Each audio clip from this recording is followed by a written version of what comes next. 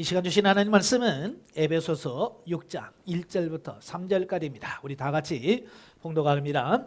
자녀들아, 주 안에서 너희 부모에게 순종하라. 이것이 옳으니라. 내 아버지와 어머니를 공경하라. 이것은 약속이 있는 첫 계명이니 이로써 내가 잘되고 땅에서 장수하리라. 아멘.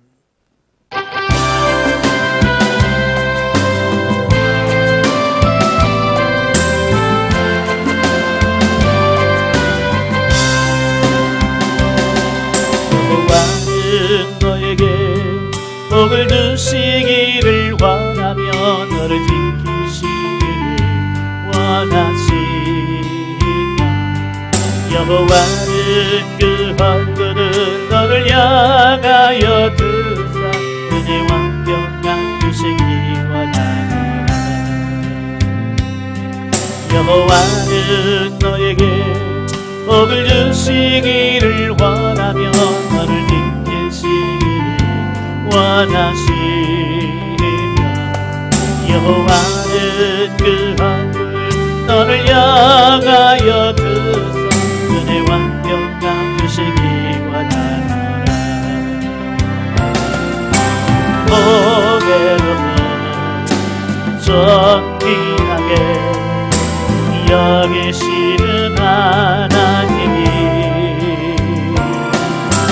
내 삶 속에서 이 약속을 신실하게 이루시리.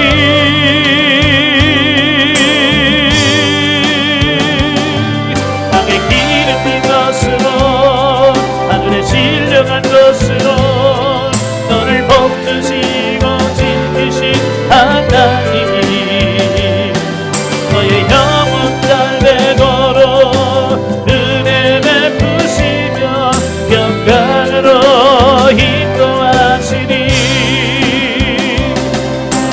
고개로 존귀하게 영시는 하나님이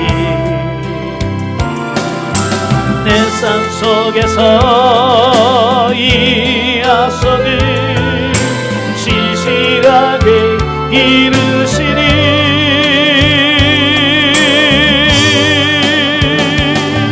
땅에 기름 진 것으로 하늘에 신령한 것으로 너를 복주시고 지키신 하나님이 너의 영혼 잘되도록 은혜 베푸시며 영광으로 인도하시니.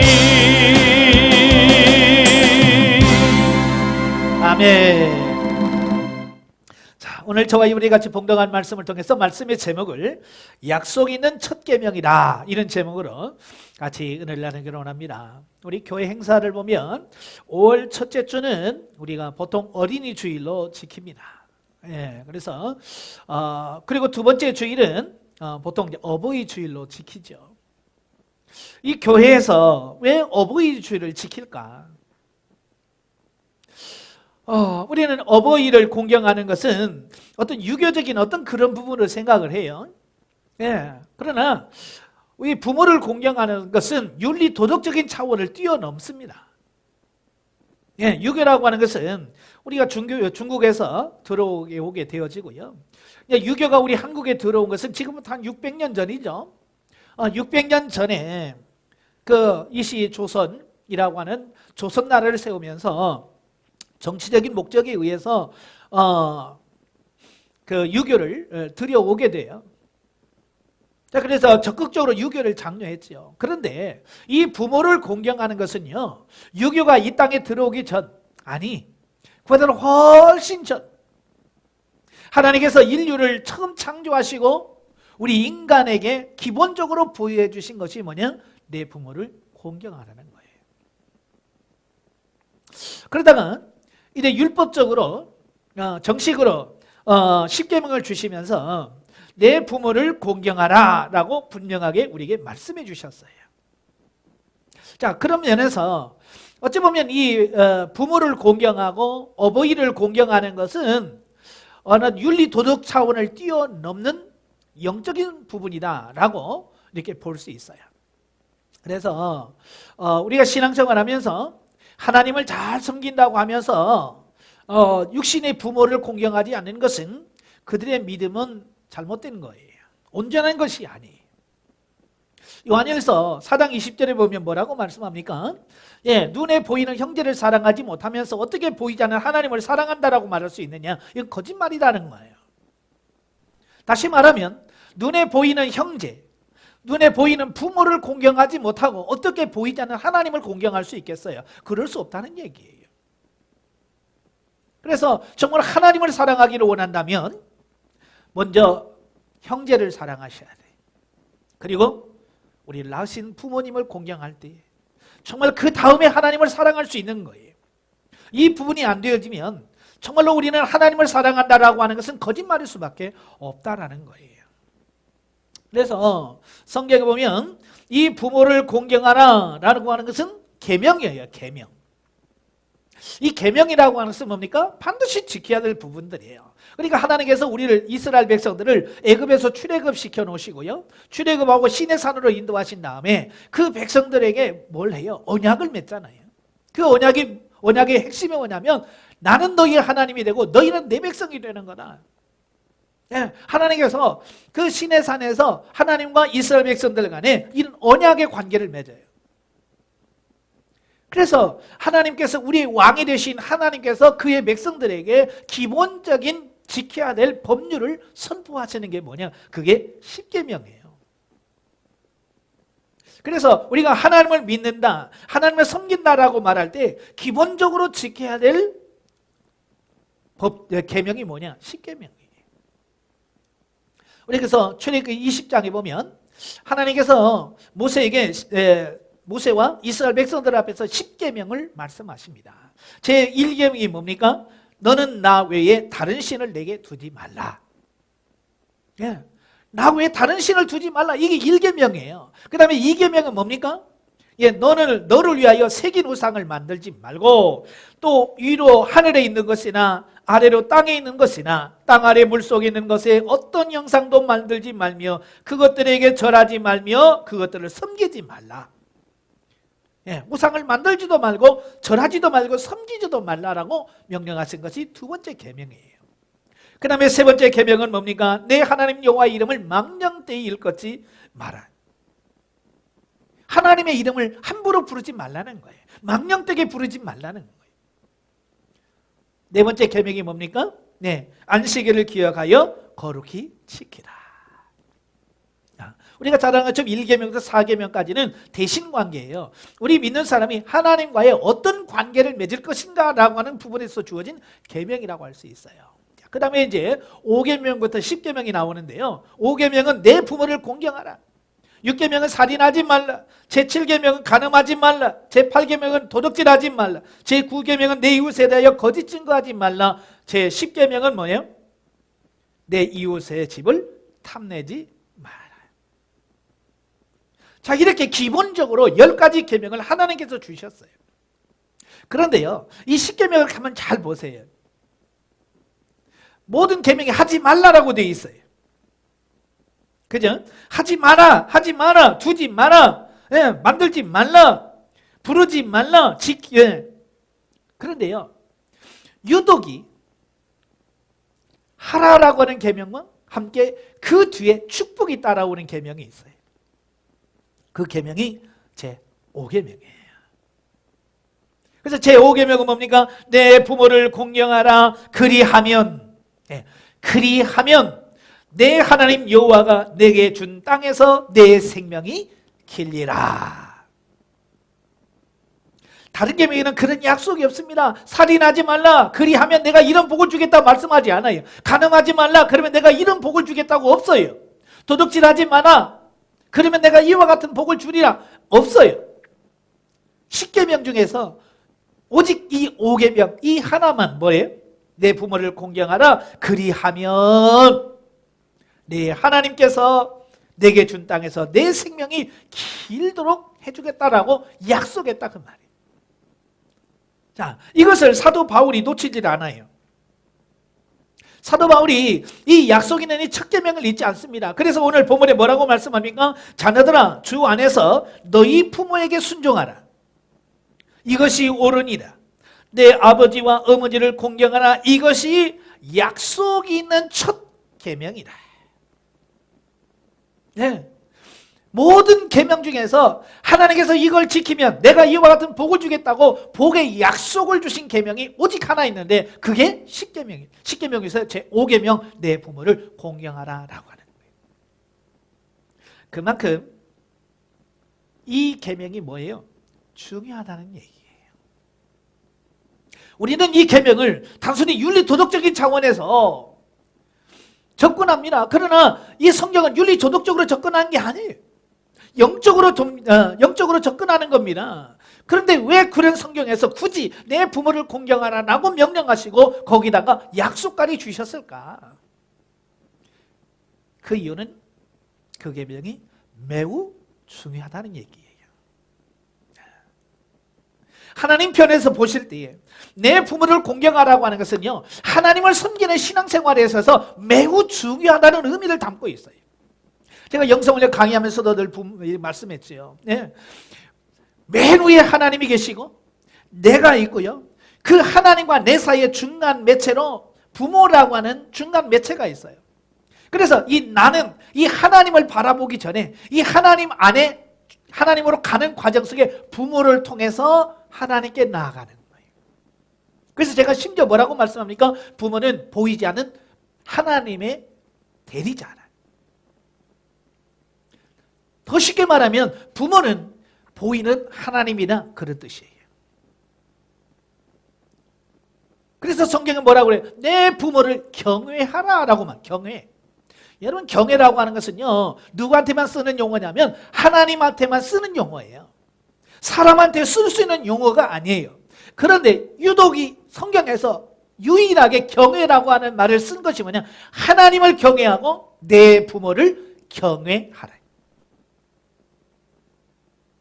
다시 말하면 내 부모를 하나님처럼 섬겨라. 내 부모를 하나님처럼 여기고 하나님을 섬기듯이 내 부모를 섬기라, 그런 뜻이에요. 그만큼 우리가 영적으로 성장하는 데서 굉장히 중요한 거예요. 그래서 영적으로 성장하는 과정에서 이 부모의 관계가 좋지 않으면 영적으로 성장이 안 돼. 참 신기하지.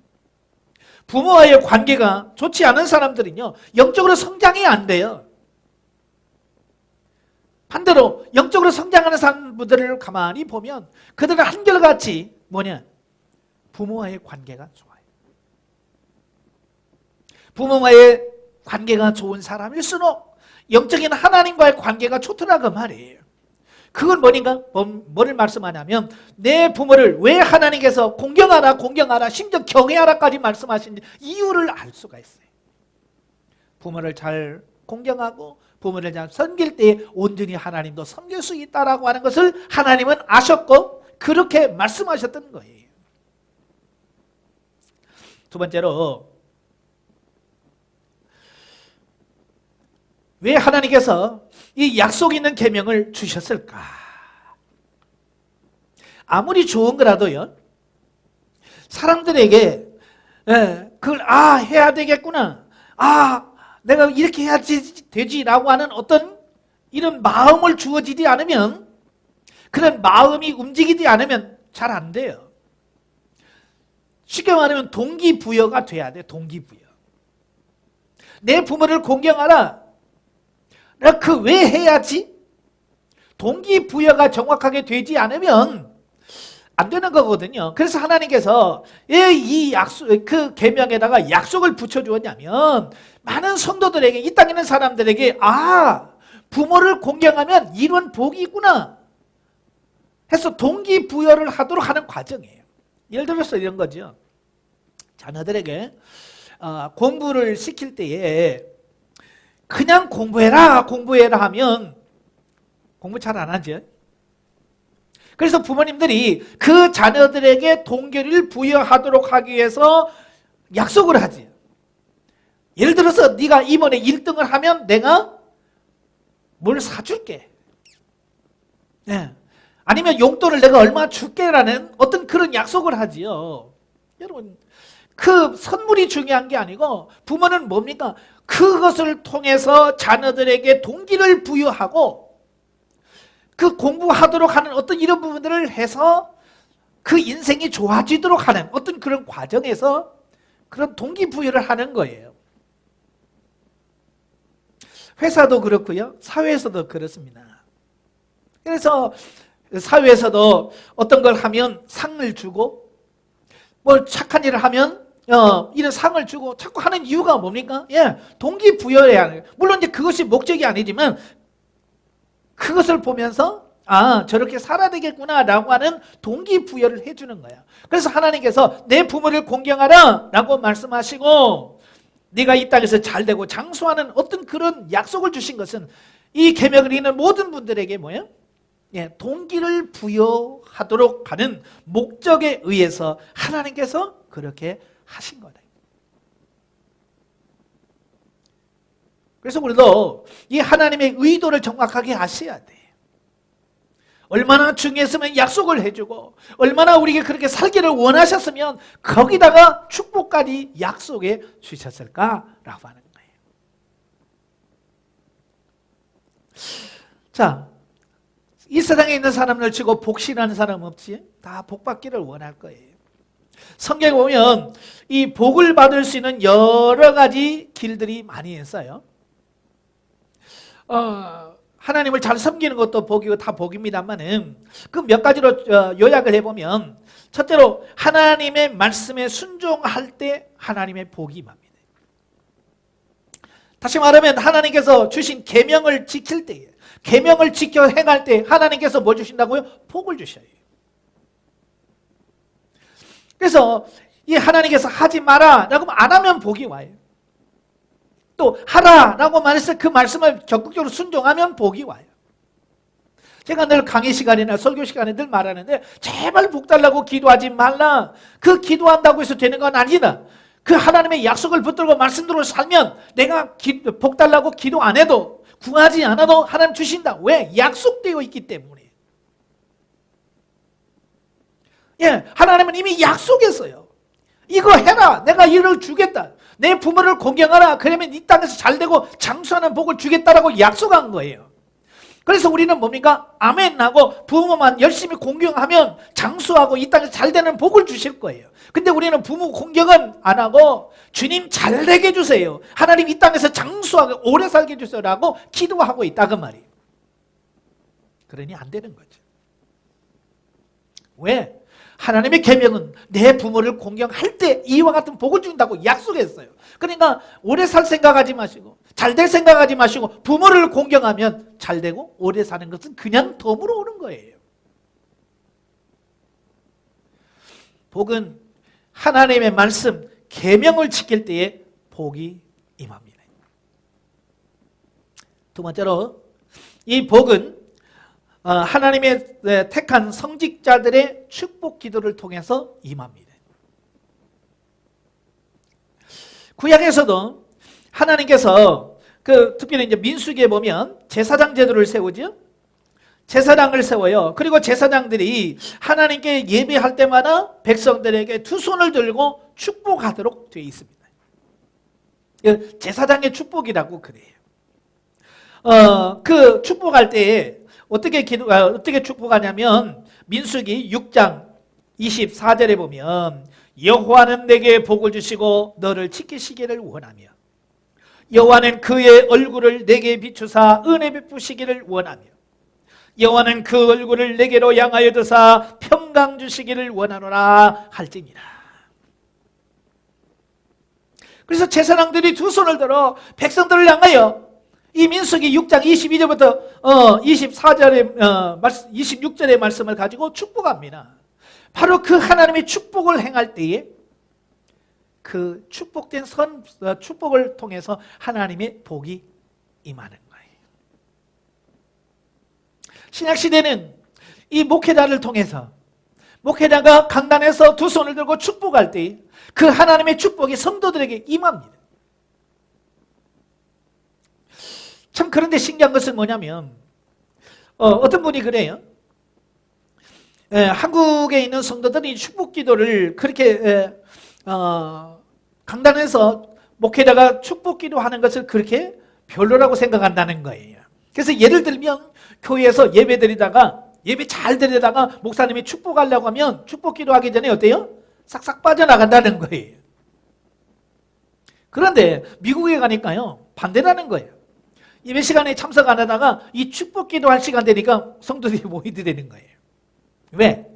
그들은 주의 종의 입술을 통해서 선포되는 축복의 기도가 얼마나 그들에게 유익한지를 알기 때문에 그들은 이 축복 기도를 받으려고 그렇게 한다는 얘기예요. 물론 이 축복도 하나님의 말씀대로 사라졌을 때를 전제하는 거죠. 죄짓고 자기 마음대로 살면서 이 축복 기도만 받는다고 되는 것은 절대로 아닙니다만은 그럼에도 불구하고 하나님께서는 주의 종들의 축복 기도를 통해서 하나님의 복이 그 가정에 그를 통해서 선포되어지고 그대로 되어지는 것을 보게 되어집니다. 그리고 세 번째로 우리가 이 복을 받을 수 있는 길이 뭐냐? 오늘 본문의 말씀처럼 부모를 공경하는 거예요.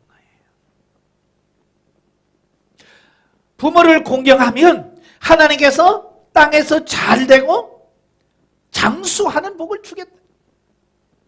그래서 이 부모를 공경하는 거예요. 부모를 공경할 때 쉽게 말하면 이런 거예요. 내가 부모를 잘 공경하면 부모가 자녀들에게 뭘 하겠어요? 축복하겠죠. 주의 종의 축복 기도와 이 부모의 축복 기도가 중요한 거예요. 제가 시골에서 성장할 때 보니까 욕을 잘하는 그 집이 있었어요. 오남매가 있는데요. 그 집에 오남매가 있는데 이 큰아들에 대해서 그 어머니가 참 욕을 참 많이 해요. 예전에는 왜 이렇게 부모가 자식들이 욕을 많이 했는지 몰라요. 뭐 동네가 작다 보니까 다 들리잖아요. 근데 그 부모님이 그 큰아들에 대해서 맨날 하는 소리가 저 빌어먹을 놈 새끼 맨날 그런 얘기 욕을 많이 했어요. 예? 근데 그 집을 가만히 보니까요 다른 자식들은 그저 살만해요. 근데 가장 저를 빌어먹을 이런 욕을 제일 많이 들은 맏아들은요 진짜 제일 어려워요. 왜 이런 얘기를 하냐면 부모가 자식들에게 축복을 해줘야 돼. 성경에 보면 하나님은 아브라함을 축복하시고 아브라함은 그 축복을 누구한테 합니까? 그의 아들 이삭에게 하죠. 예, 이삭에게 축복을 선언하고요. 축복해 줍니다. 그리고 그 이삭은 누구에게 축복합니까? 예, 야곱에게 축복을 합니다. 야곱을 축복하고요. 야곱은 어떡합니까? 예, 그의 12아들을 놓고 12아들을 축복합니다. 우리가 잘 아는 것처럼 창세기 49장에 보면 12아들을 놓고 그들에게 일일이 축복합니다. 근데 그 축복이 어디서부터 나오냐? 예, 그들이 평소에 어떻게 살았느냐에 따라서 축복이 달라지잖아요. 루벤 같은 경우는 축복이 아니죠. 맏아들임에도 불구하고 왜? 그가 성호 비라와 통관했잖아요. 그의 부모의 마음에 야곱의 마음이 기쁘지도 않는 거예요. 축복할 때. 그래서 저주하는 거예요. 두 번째, 세 번째 시므온과 레이도 마찬가지예요. 왜요? 세겜성 사람들을 할례받게 하고 할례받아서 고통 중에 있을 때 가서 다치고 죽이는 이런 일들을 했어요. 그래서 하나님 야곱이 뭐라고 그래요? 너희는 저주를 받을지어다 라고 말합니다. 하나님께서 너희를 흩어버릴 거다라고 얘기해요. 그러나 유다에게 뭐라고 그래요? 찬송할지로다. 홀이 너희에게서 떠나지 아니할 것이고 축복해 줍니다. 하나님의 말씀대로 잘 산 유다는 축복을 받아요. 베냐민 지파로 또 요셉 지파 축복을 받습니다. 평소에 부모의 마음을 기쁘게 하고 부모의 마음에 드는 자식들은 축복을 선언받습니다. 그러나 평소에 부모의 마음을 기쁘게 하지 아니하는 자식들은 어때요? 저주를 받아요. 그리고 역사 이래를 쭉 보면 그대로 되어지는 것을 보여요. 야곱이 축복한 그대로 그의 자손들이 그대로 이루어지는 것을 보게 돼요. 야, 이런 걸 보면서 뭘 말하냐면, 이 부모의 축복이 자녀들에게 얼마나 큰 영향을 미치는가. 여러분, 부모들이 자식을 향해서 축복을 많이 하시기를 바랍니다. 예. 그 축복이 자녀들에게 임합니다. 그런데 문제는 뭐냐? 그 축복이 부모가 자녀들에게 축복하기 위해서는 어떻게 해야 돼요? 예, 야곱의 축복에서도 나오잖아요. 예, 평소에 그의 부모에 대해서, 평소에 그의 삶 속에서 어떻게 살았느냐에 따라서 축복이 주어지기도 하고 저주가 주어지기도 하더라고 말이에요. 쉽게 말하면 평소에 부모에게 효도하면, 부모를 잘 공경하면 부모의 입에서 자연스럽게 뭐가 나오겠어요? 축복이 나오죠. 기도할 때마다 하나님 저 자식을 축복해 주세요. 하나님 저 자녀에게 복을 주세요라고 기도하겠죠. 그러나 반대로 부모의 마음을 아프게 하고 부모의 마음을 기쁘게 하지 못하면 그런 축복이 안 나오겠죠. 물론 자녀를 위해서 기도하겠지만 이 안에서 전심으로 기쁨으로 감사로 정말 그 아이를 축복하는 마음으로 기도하는 거예요. 그래서 부모를 잘 공경해야 되는 거예요. 부모의 마음이 기뻐야 축복 기도가 나오는 거예요. 우리가 잘 아는 것처럼 창세기 27장에 보면 이삭이 에서에게 뭐라고 말하냐면, 에서야, 너 사냥 도구를 가지고 가서 네가 사냥한 고기를 가지고 별미를 만들어 와라. 그러면 내가 그걸 먹고 내가 기쁘게 너를 축복해 주겠다. 그런 말씀을 해요. 자, 자녀들에게 축복할 때에 기분이 언짢을 때 기도하면 축복이 나오겠어요? 설령 축복 기도를 한다고 해도 이 안에서 전심으로 정말 기쁨으로 그 아들이 축복받기 위해서 축복하겠어요? 형식적으로는 기도하겠죠. 하나님 이 자식이 복을 주시고 뭘 주시고 하겠지만 정말로 마음에서 기쁘고 감사할 때, 자녀들을 축복할 때 얼마나 다르겠어요. 이걸 아는 거예요. 그래서 이삭이 뭐라고 그래요? 별미를 만들어 와라. 별미를 만들어 오면 내가 그걸 먹고 내가 정말 기쁜 마음으로 내게 마음껏 축복해야겠다.